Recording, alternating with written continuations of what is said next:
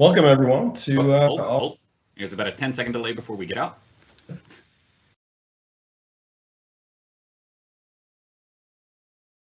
All right. Good afternoon, all. Welcome to this entry in the Improving Talk series, The Power of Active Listening, with your host and our speaker, Mark Runyon. Thank you very much for making some time in your day. We sincerely hope that you enjoy it.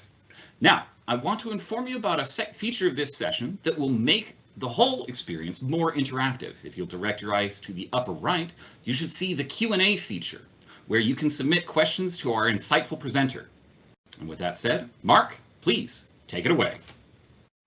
Thank you, Daniel. I appreciate the energetic intro. I like that. So as we say, welcome to the Power of Active Listening. This is the inaugural presentation of this talk. This is a new one for me. This is one I've been wanting to develop for quite a while, and I'm finally happy to have something ready for you.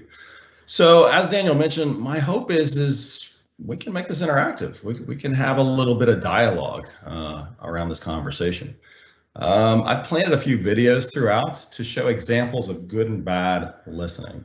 So I would love for you all to give me your feedback. Speak up on the chat.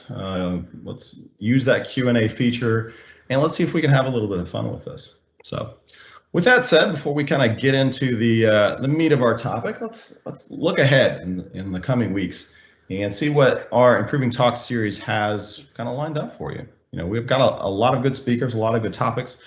Next week, Manu will be talking on the power of a positive no. Very, very interesting title to that one. So I'm looking forward to seeing how she digs into that topic. In 3 weeks, we have our business case for X technology series carries on to month 2. They'll be looking at DDD, and that is Tim Rayburn and Devlin Lyles will be taking on that business case.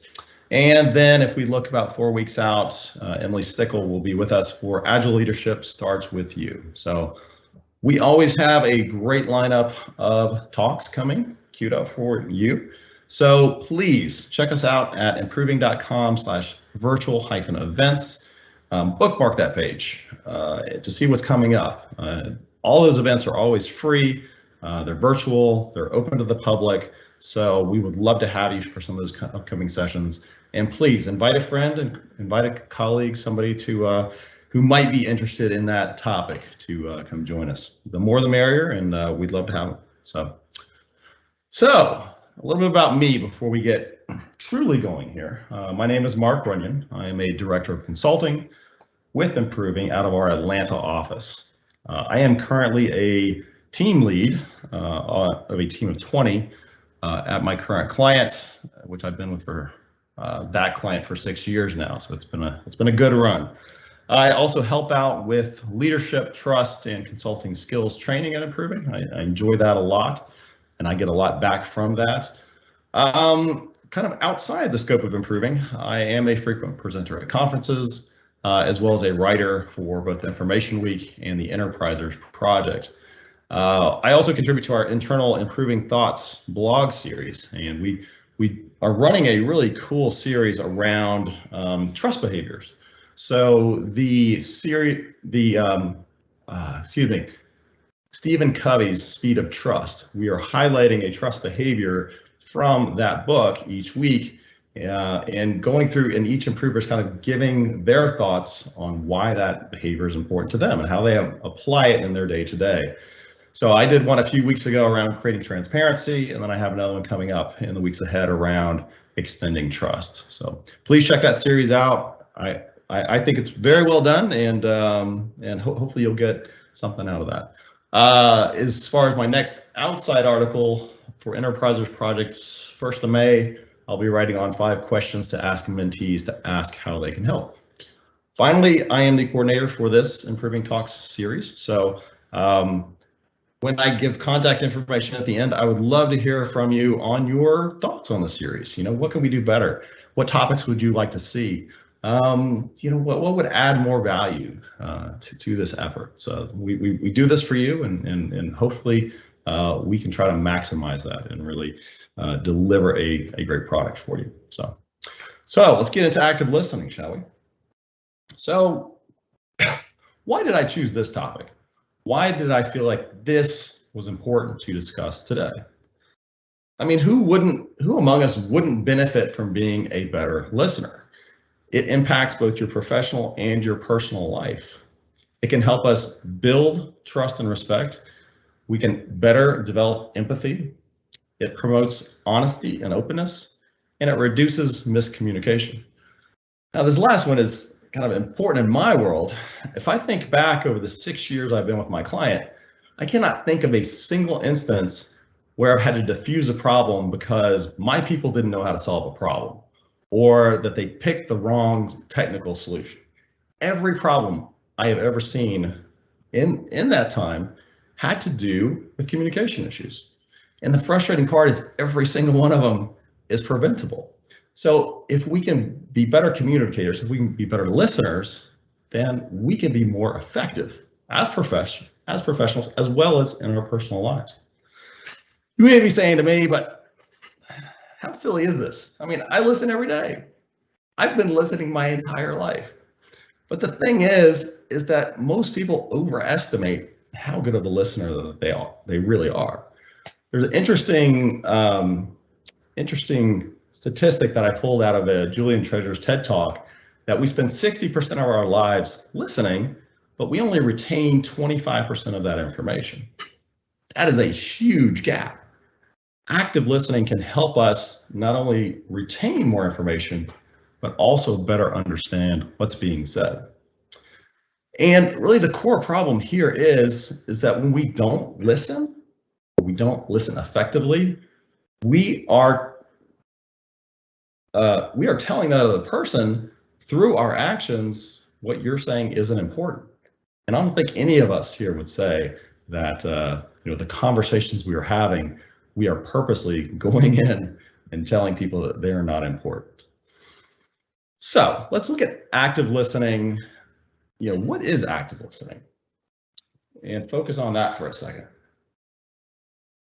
So active listening is being fully immersed in what the other person is saying. We are paying really close attention to not only the words, but the intention that's resting behind them.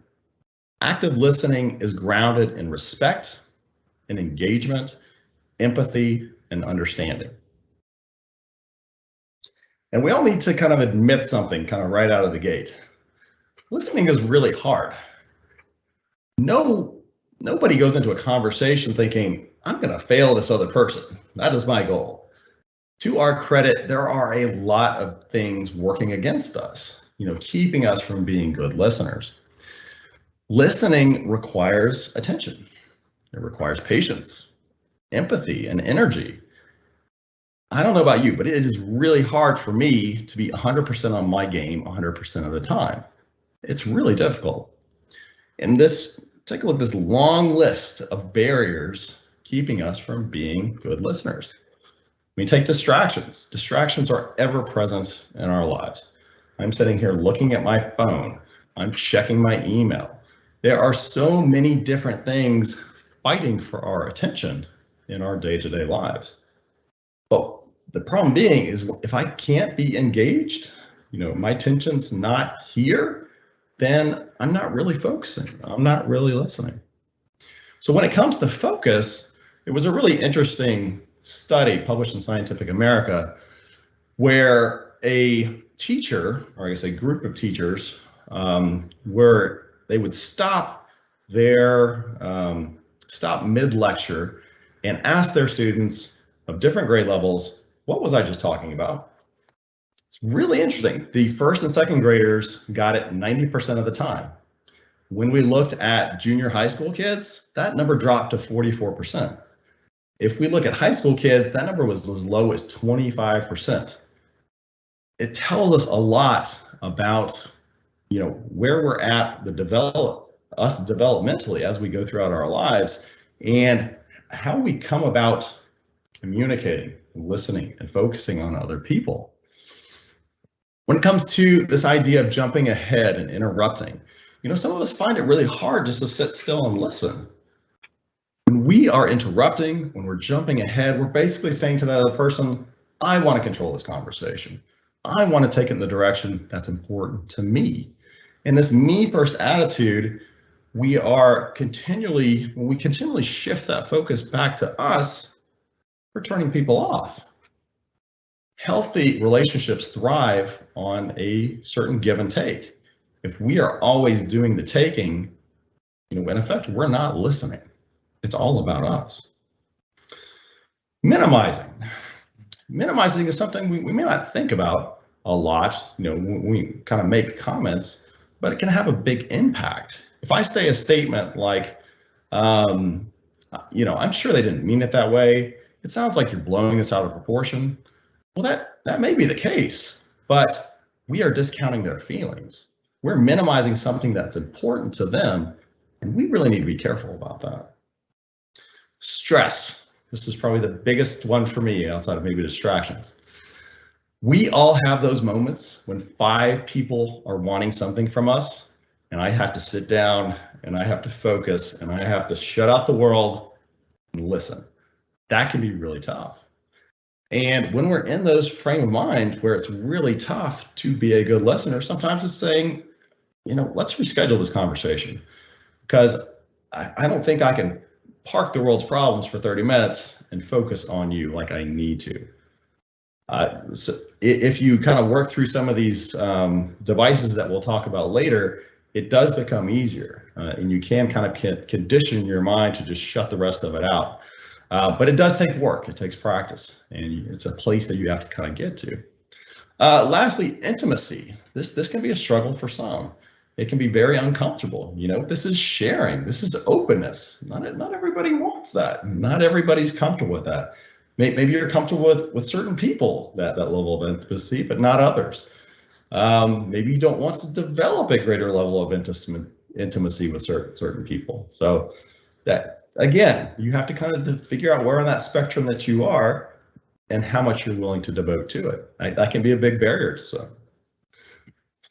So let's look at the components of what makes a good active listener. So first, we mentioned it before, but we have to find a way to silence the world. There are so many distractions in life. They're coming at us from every single angle, and it's really hard to focus. It's hard to give somebody your complete attention when we're surrounded by all of that chaos. So, first of all, silence your phone. Get it out of your line of vision. Make sure it's not those emails, those Slacks aren't just completely just pinging away, trying to draw you in, trying to get you to pay attention over there. If I'm having a face-to-face meeting, my default is to close my laptop. Again, there's all these distractions constantly coming in from every angle. And there's that temptation to say, okay, well, what's going on with these potential problems that are sitting out here that are waiting for me once I walk out of this room? That curiosity can get the better of you if you let it. So sometimes it's best just to let's go ahead and close this laptop so I can focus. So like my phone, it's not a barrier to our communication. Again, like this session right here. I've turned off my Slack. I've turned off my email. I do not want anything distracting me from my focus, which is right here. Figure out what that level is for you and figure out how to make it effective. Parking works problems at the door. There's always something lingering. Maybe you have this upcoming meeting that you haven't adequately prepared for. Maybe you have a deadline that you're pushed up against and you are working furiously towards it, and this conversation is a barrier. The thing is, the work's always going to be there. It never stops making demands on your time, but we can only have this conversation once. So we need to give that person our focus, our attention.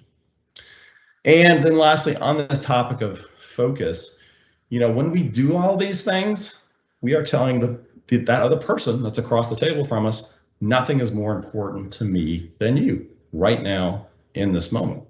You have my complete focus. All right, so I mentioned at the beginning this interactivity component. So what I'd like to do is I'd like to play, I think I've got 3 videos throughout our presentation here, and I want to get some thoughts from you. Look at this interaction. What's going well? What's not going well? How can we maybe improve it? So take a look at this short clip and give me some ideas in our Q&A here. It's just, there's all this pressure, you know? And sometimes it feels like it's right up on me. And I can just feel it, like literally feel it in my head. And it's relentless. And I don't know if it's going to stop. I mean, that's the thing that scares me most, is that I don't know if it's ever going to stop. Yeah. You do have a nail head. It's not about the nail. Are you sure? Because I mean, I'll bet if we got that out of there. Stop trying to fix it. No, I'm not trying to fix it. I'm just pointing out that maybe the nail is causing. You always do this. You always try to fix things when what I really need is for you to just listen. See, I don't think that is what you need. I think what you need is to get the nail See, out. I'm not listening now. Okay, fine. I will listen. Fine. It's just, sometimes it's like, there's this achy, I don't know what it is.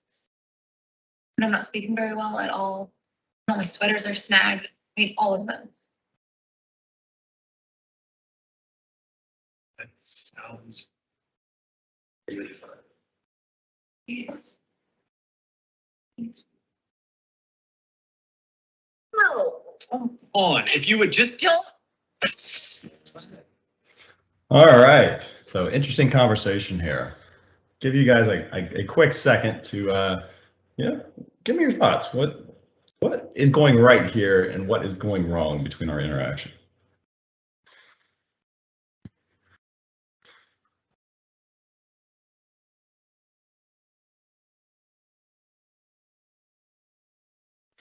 All right, so yeah, it's clear he is clearly not listening.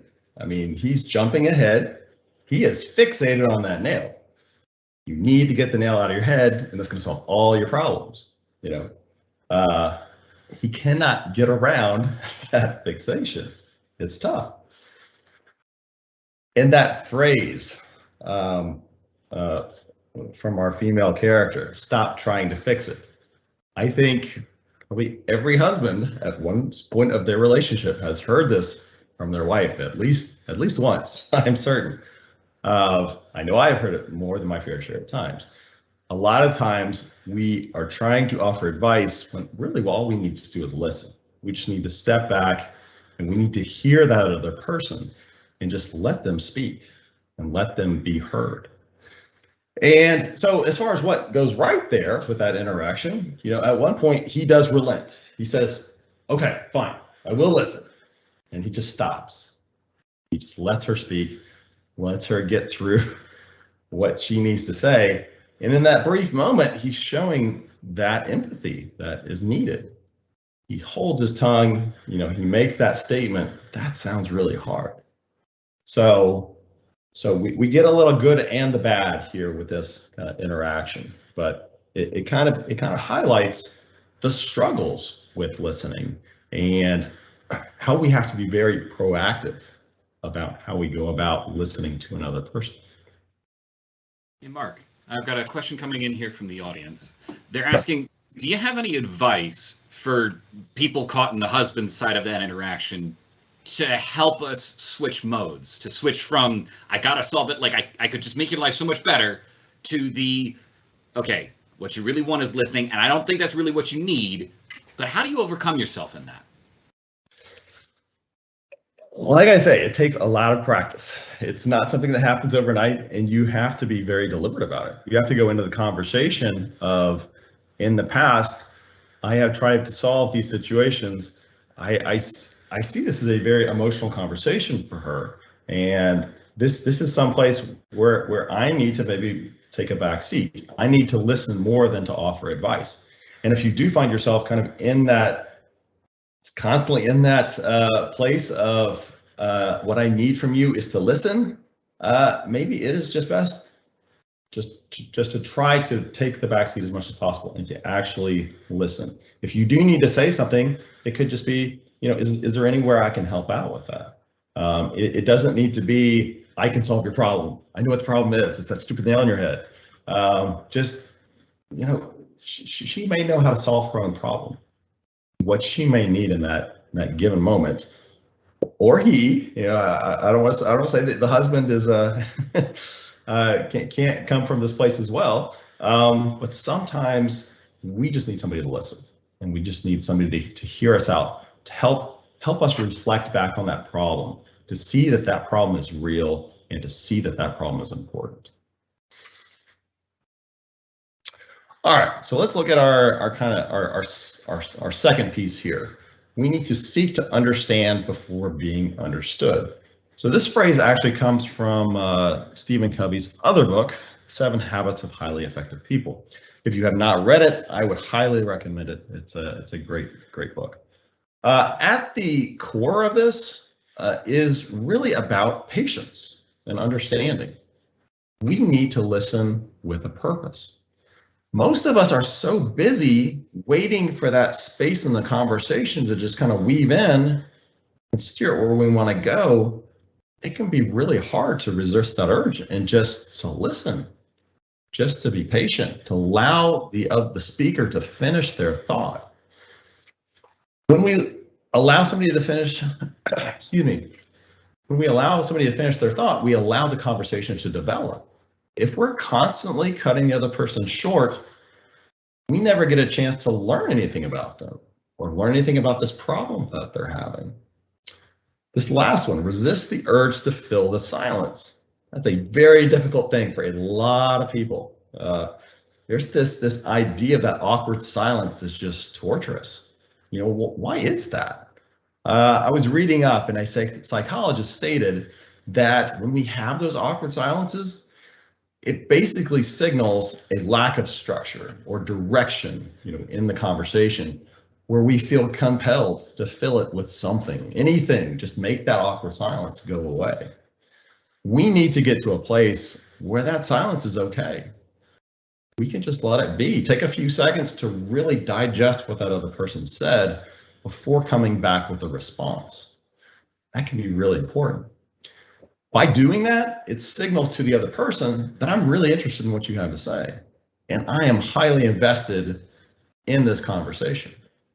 Again, and I will echo this throughout for every single point that we hit, this takes practice.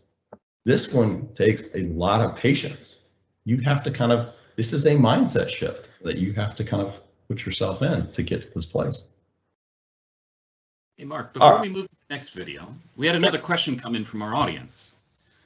And the question is this: isn't the point of active listening like paying attention to solve some issues? The speaker's point of view in the video was that the person with the nail in their head wasn't listening because they were distracted by their feelings, their emotions. And it makes it think that maybe active listening is just being boiled down to letting the other person vent. So not necessarily. I would say active listening it depends on how you're coming into that conversation. So I kind of view this as being a bit of the therapist, if you will, the trusted friend, the trusted advisor who comes into the conversation, and they are taking the temperature of the room. What is the feeling? What is the tone? What's happening with this other person? And gauging my response based off of what this other person is bringing to the table. At times, they may be explicitly asking, and a lot of times that is the key of if somebody's explicitly asking you, what would you do here? What would you do if you were me? They're clearly asking for your feedback, asking for advice. She was not asking for advice. She is just, I want you to hear me. I want you to hear what I'm going through. At this point, it is a bit of an event. I need to get this off my chest. I need to talk about this. But nowhere through that conversation did she ever ask for feedback. Did she ever ask, husband, how would you solve this for me? Or what would you recommend to help me out in this situation? So the other person will help you a lot with the direction as to where we need to take this conversation. And do I need to just listen, or do I need to be maybe a little bit more of an active participant in this exchange? All right, so let's take a look at our second video here from Patch Out. Again, our focus here, what's going right, what's going wrong? When your father died, how did that make you feel? Oh, I was lying. It was like there's this distinction suddenly between you and the rest of the world. I looked around me. Life went on just like it did before. But it wasn't like it was before. My uncle helped, he would visit. He at least listened. And I thought, if I could light my own farts, I could fly to the moon, or at least Uranus. But if I couldn't do that, at least I could use this as a pogo stick, and that might be why it's getting around. Sir? Yes, that's good. Yes, well, I think you're making fine progress, Hunter. We'll talk later in group. All right, so again, give you guys a couple minutes to throw a couple things in chat. What's going right and what's going wrong between this interaction?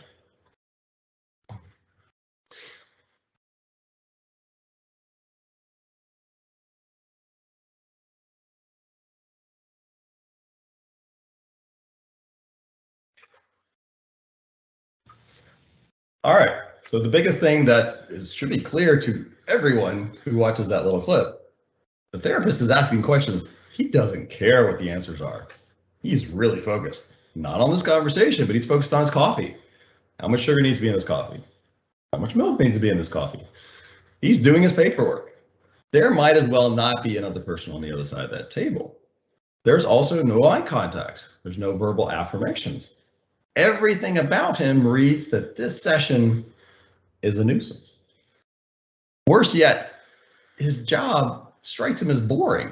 You know, he is distracted. He's clearly not listening.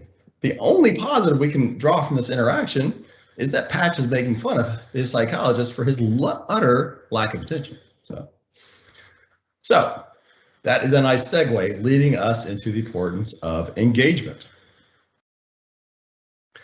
So we've all been in those situations where we're talking with somebody and maybe they're yawning, they're slouched over, their eyes are wandering off, they're checking their phone, checking their watch. Basically, every behavior they are giving to us, all these cues are saying that what you're saying to me is not important. I'm focused on everything else, I'm not focused on you. It's really critical for us to be present. This moment is only happening once. We need to make the most of it. We need to try to get as much out of this interaction as we possibly can. And when we don't make eye contact, I mean, we need to make eye contact, but we don't want to do it in a creepy way. We're not sitting here, I'm not asking you to stare at the other person. You are allowed to blink, but the goal is to tell the speaker through your eyes that my focus is on you. I care about what you're saying. Nothing else is important to me in this moment outside of you. Then we have this idea of mirroring and reflecting. For those who may not be familiar with these terms, mirroring is simply repeating back almost exactly what the speaker said, you know, pulling a few key words in their last statement and repeating them back to you. Kind of to say, I understand you, or am I understanding you, right? It can kind of go both ways. Reflecting is kind of the bookend to that thought. We're paraphrasing or restating words as well as the feelings of the speaker. So these can help us, like I say, kind of bring the idea home of I'm understanding what you're saying, or am I understanding what you're saying, and really solidify that engagement. Body language is super important here. Before we go there, the purpose of both mirroring and reflecting is really to allow the speaker to hear their own thoughts, to show them that you're perceiving the world as they see it, that you're understanding their message. And this encourages them to keep talking. You're effectively saying, I want to know more. Please continue continue sharing on this vein. Around this idea of body language, we want to have a very, very open body language, and not be kind of slanted off or slouched down or in other ways that show that we're not interested. Lastly, affirmations, nodding your head, saying, right, having engaged facial expressions. In essence, affirmations are telling the other person that I'm following what you're saying. And in the instances when we don't do these things, we can, kind of bring it home, kind of like I said before. We can kind of try to clarify through mirroring, through reflecting, and through powerful questions, and try to kind of get at the core of what that other person's saying. So Mark, we have an audience question here again, kind of on this concept of being able to be actively engaged in listening. What should that look like when you're having a conversation while driving, for example? I mean, you can't focus on the person completely. So is it better to ask to try and move the conversation off the table? Or is there something else we should do to communicate that we are listening in that circumstance? Right. So obviously we can't make eye contact, or we shouldn't make sustained eye contact in that situation.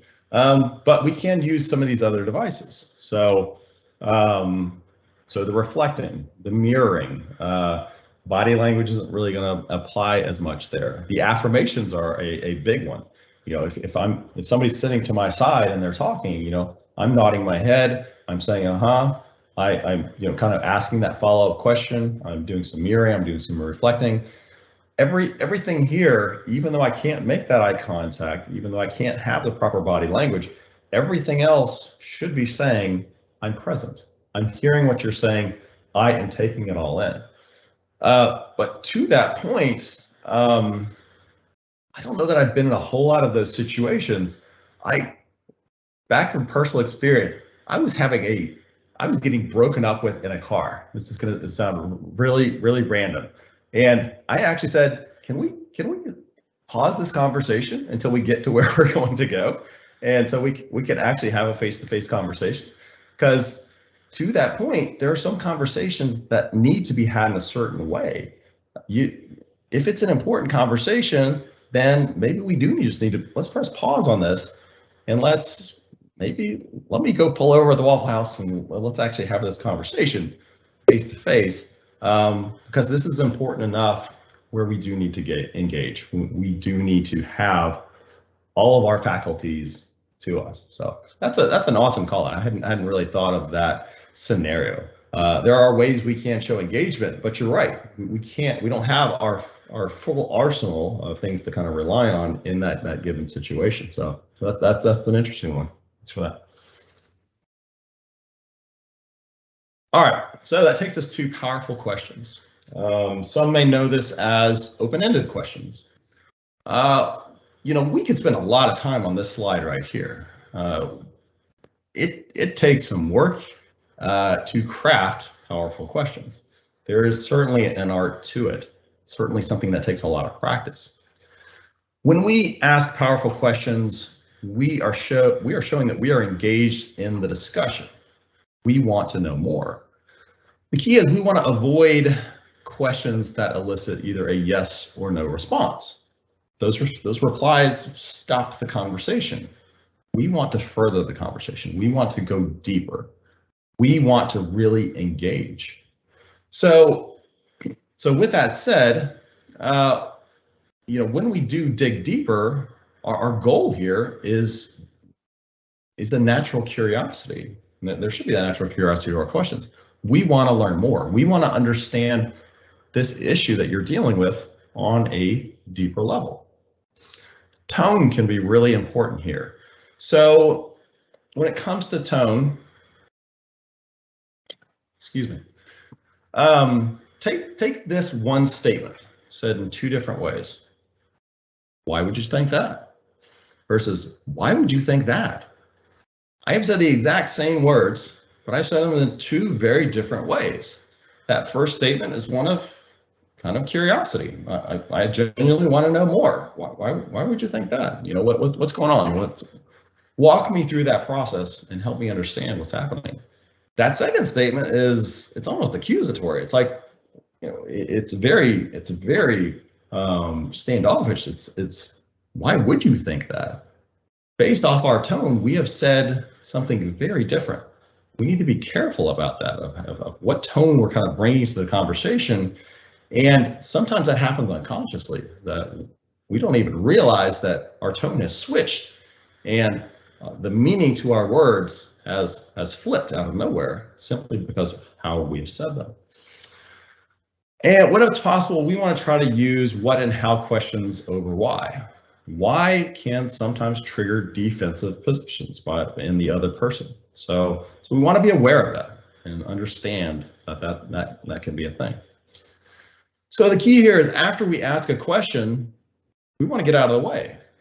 We want to stop and listen to the other person. We want to let them talk for as long as they need to talk, and let them explore that topic and understand what's on their mind, and really kind of to that point, dig deeper. Let's develop that deeper understanding.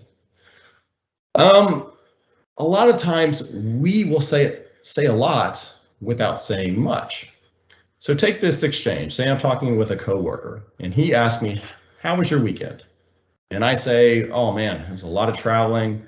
I was in Kentucky. My grandmother passed away, and I got to spend a lot of time with extended family that I hadn't seen in a while. It was a really quick trip, but it was tiring, if nothing else."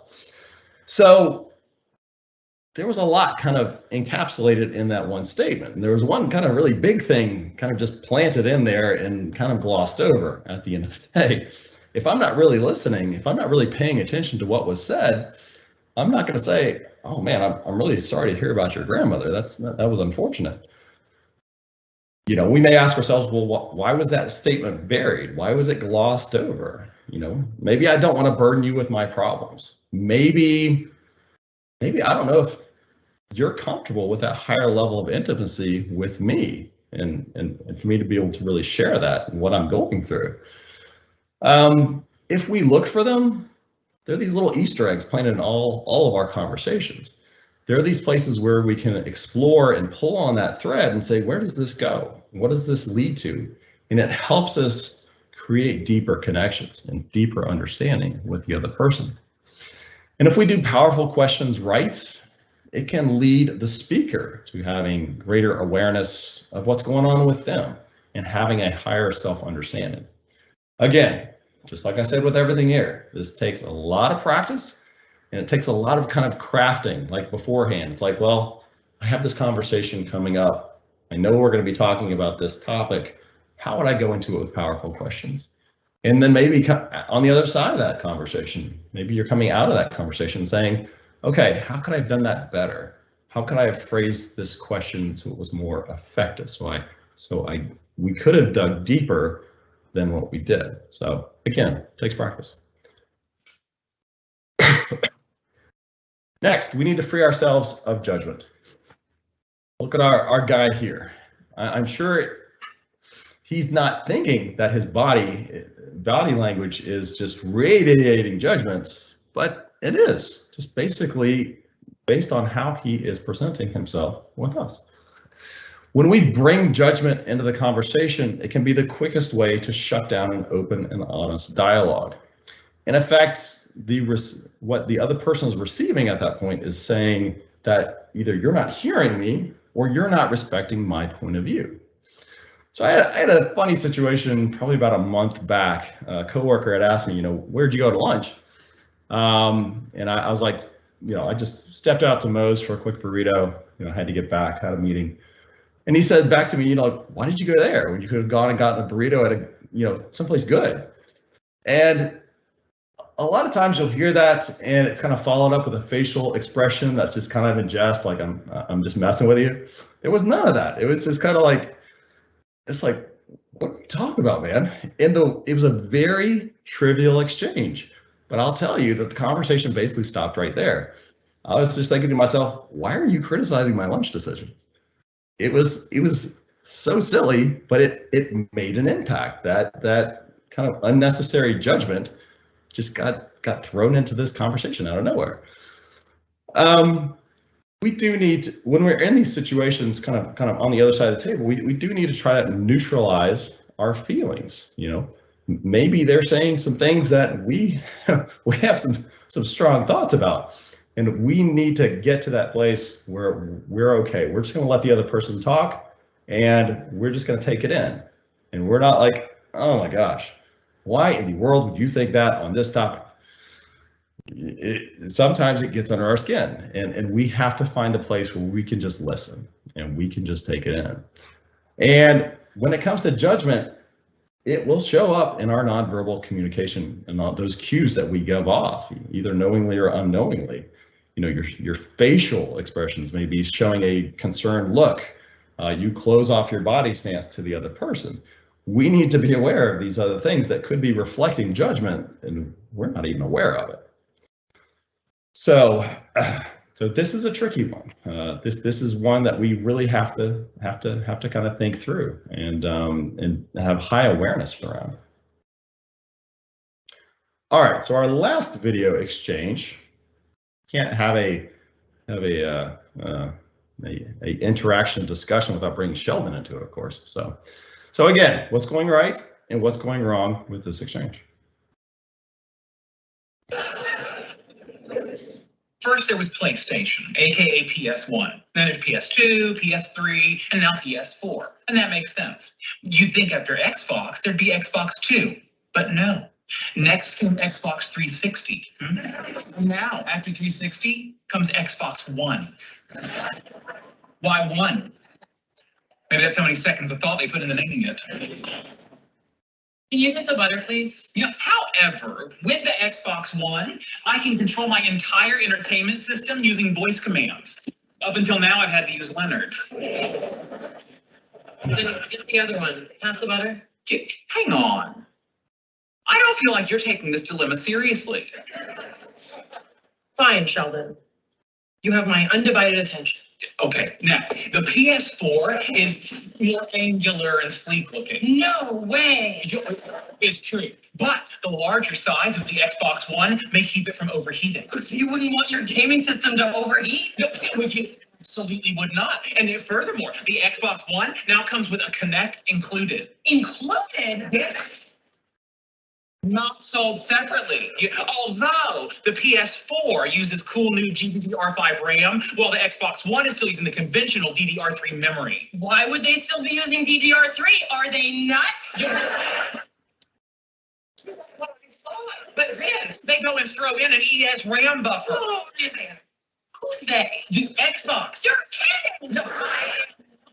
And this ES RAM buffer should totally bridge the 100 gigabit per second bandwidth gap between the two RAM types. This is a nightmare. You have to look at this picture. I don't know. What should I do?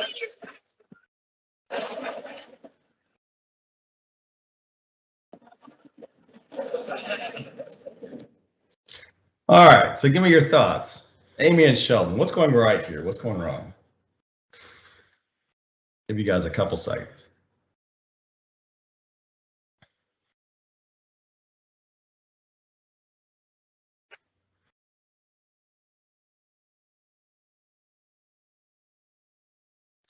All right, so there's actually two conversations happening here. That if you've noticed, once Amy says, "You have my undivided attention," we flip. Before that, she is pretty bad communicator, actually. There's no eye contact, no positive affirmations, really no interest in the discussion whatsoever. She's even minimizing Sheldon's dilemma by saying, just get the other one, you know, until he says, calls her out on it, says, "You're not listening to me. You are not empathizing with my problem." So as soon as he says that and she says, "You have my undivided attention," she flips. She employs mirroring. You wouldn't want your gaming system to overheat. She's empathizing with Sheldon's dilemma. How are you ever going to make a decision? But, and I saw the comment just come through, the key here is we all see it. Sheldon does not. There's no sincerity behind those words. She's just basically telling him what she wants to hear. So even though They are examples of exactly what we want to do as active listeners. We always want to be sincere with things that we are saying. And there needs to be true empathy behind those words and not just kind of parroting the things you're hearing here. Yeah, that was a good call. Paying attention to him so she would get what she wanted out of the exchange. So as we can see, she does employ some of the stuff that we talked about here today, but she was doing it from her own devices, trying to steer the conversation to her own needs, which obviously we don't want to do. So interesting dynamic there, if nothing else. So on the topic of empathy, we should always have empathy for the other person on the other side of the table. We should put ourselves in their shoes. We want to really understand what they're going through, what's happening with them. We want to pay attention to the emotions that they are putting off. We need to sense when those emotions are elevating. Our goal should be to be supportive. We want to take that back seat. We want to allow them to get this off their chest. And sometimes it can be much more effective to make statements when it comes to empathy rather than questions. So take these two differences. That sounds like it was tough for you versus, was that tough for you? One of those statements has a lot more empathy than the other one does. Back to our nail video. That was the one good thing that came out of that, was that one statement. That sounds really tough for you. A lot of us want to solve that other person's problem. I think we talked about it a little bit before, but sometimes, in fact, a lot of the times, it just helps. That other person just wants us to listen. They want to feel heard. If you have a tough time occupying that space and not being able to kind of inject that need for advice, just kind of leave it with, is there anything I can help you with? Kind of like we were saying before, usually they will ask if they want your input and see if we're going to kind of complete that loop, or do I just need to listen? Or do you just need to understand? All right, remote listening. This is not a slide I would have had in my 2.5 years ago, but we are all in this new reality that is hybrid work from home. This is where a lot of our conversations happen. They happen virtually, and it's a different way of communicating, and we need to see that and we need to approach it as such. So first, we should have our cameras on as much as possible. I know I hit camera exhaustion at some point in every day, and I'm just like, dude, can I just relax here and not have to be on display the entire time? But for those important conversations, this should just be a given. I can't get everything out of your voice or out of my voice that I need in an exchange where we really want to focus on active listening. So kind of aim for that to be the default. Next, we should be looking at speaking in a quiet place. And I really struggle with this one because I've got the cat crying outside the door. I've got the 3-year-old screaming from down the hall. I get it. Not all of us can just escape and be in a quiet space. Noise canceling headphones, microphone, they can really help out and make your message heard. We also need to be conscious of what's around us. I've been doing a lot of interviews trying to help my client build out a nearshore team. And I was in an interview a week or two ago with this guy. He was in his kitchen, literal chaos happening behind him. There were dishes stacked up to the ceiling. There was so much junk and so much stuff happening. And I was completely distracted. I'm sitting here focused on that stack of dishes saying, how is that not going to fall down during our conversation here? I'm not focused on him. I'm focused on everything else that's around him. If messiness is a thing for you, then let's use virtual backgrounds. They can kind of really help out with that. Some of us myself included, can get really fixated on ourselves in a virtual meeting. You got that little box right there. Watching the knot, I'm glancing down at that box saying, man, what's wrong with my hair today? Why does my beard look like that? I can get a little too focused on myself instead of, say, the person that's speaking that I really should be focused on. So to get around that, say we're in a Zoom meeting, we can right-click on our video and say hide self-view.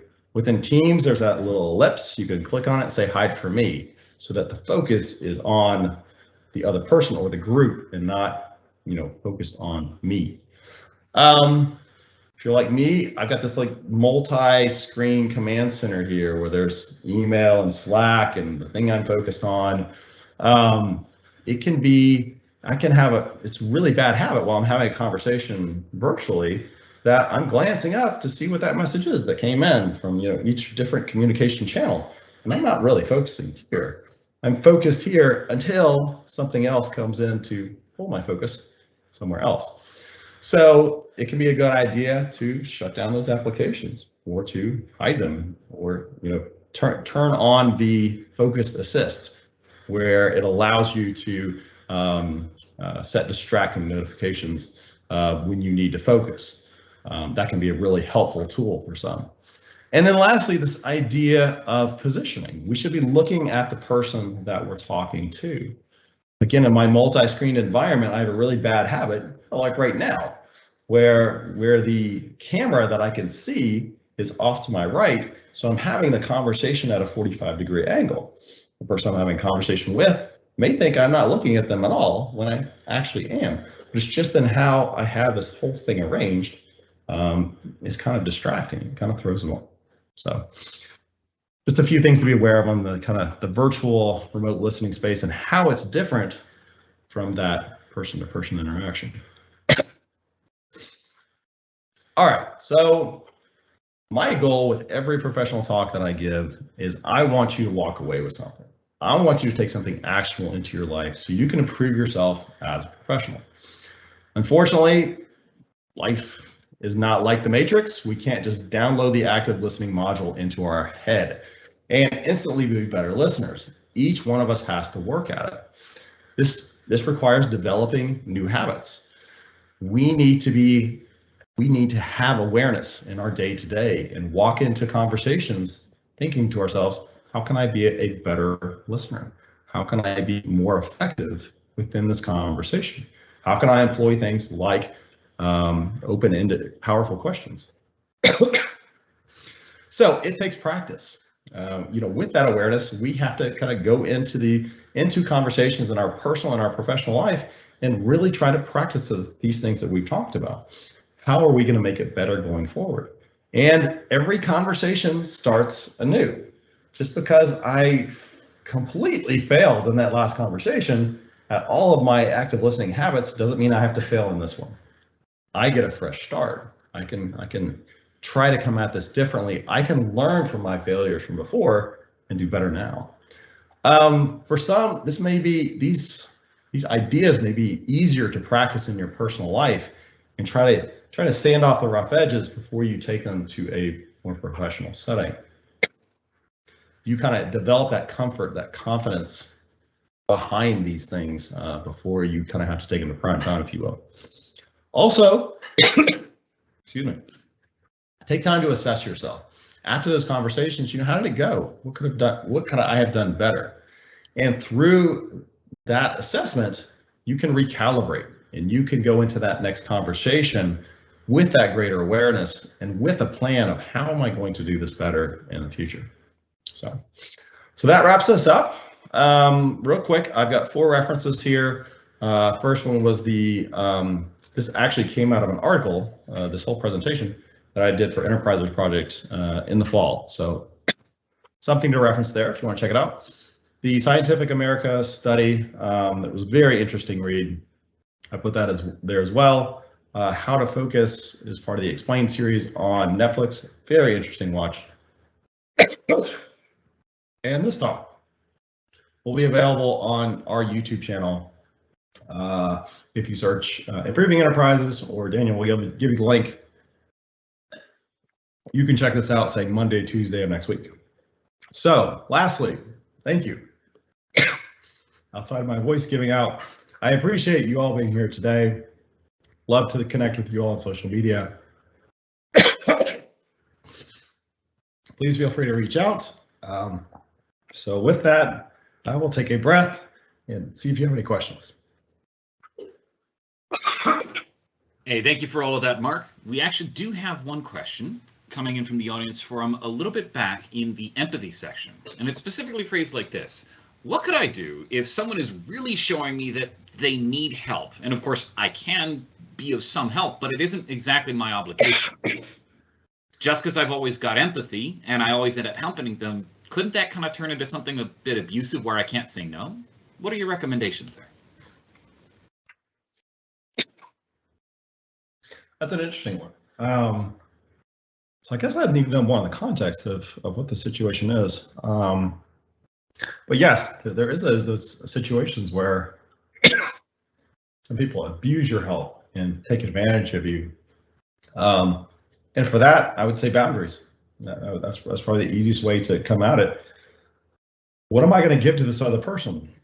What's okay and what's not okay? It's like the person that constantly asks you to walk their dog when they're out of town every weekend. I want to be helpful. I want to be a good neighbor, but there are boundaries. I'm not going to do this for you every time. I'm happy to help you out from time to time, but there are limits. I may not be the right person to have this conversation simply because I've helped you out in the past. I'm not the right person to have this conversation here today. We just need to be very upfront about that. We need to express ourselves, express our feelings, and be very transparent, be very truthful with that other person, as well as speak to our limits, speak to our boundaries of, I'm sorry, this just isn't something I can help you out with, or I'm probably not the right person to talk to about this. Have you tried to talk, to this other person? Maybe that might be able to help you out better. So again, without knowing the context, it's kind of tough to make those blanket statements, but that might be a way to approach it. Thank you. I have another question come in, which asks, so what should I do in this case if I'm having a conversation where I'm sharing my concerns and expressing that I need more help, but the person dismisses this and feels like they're doing nothing wrong? How do we help someone see they're not taking into account our feelings? Sure. So we can repeat, and we can be very upfront about it. I mean, what it sounds like is we're not completely communicating with the other person. Could just be, I'm sorry, but you didn't answer my question. Let me state it back, because you may not have understood me, or something kind of may have gotten lost in translation, or finding a way to come at it and just say, basically, unfortunately, that didn't help me. Can we take another run at that? Can we try to dive deeper into that? Maybe I can restate the question in a different way to try to get what I'm trying to get at. And I do kind of sense the underlying thing here. There's certain people that really aren't good at this. The people process is not their strong suit. Our man Sheldon over here. We could ask that question 10 ways to Sunday, but at the end of the day, Sheldon's he's not going to give us what we need him to give us. So we do need to realize the limitations within certain people, that this just isn't something they're good at. This isn't a place that I can take them. There's nothing that I can do from my side that's going to change that. So we do need to realize the limitations within some people and work within those boundaries. Thank you, Mark. We've had several more questions come in, but it is actually at 1 p.m. and in an effort to protect the time of our insightful presenter, I will be shutting down the event coming up soon. So for those of you who do still have outstanding questions, please reach out and contact our insightful presenter with the information he's got on screen right there. And thank you. Thank you all for participating and joining us today. Mark, thank you for giving us your insights on the power of active listening. Thank you all. I certainly appreciate you taking the time today. Hope you all have a great weekend.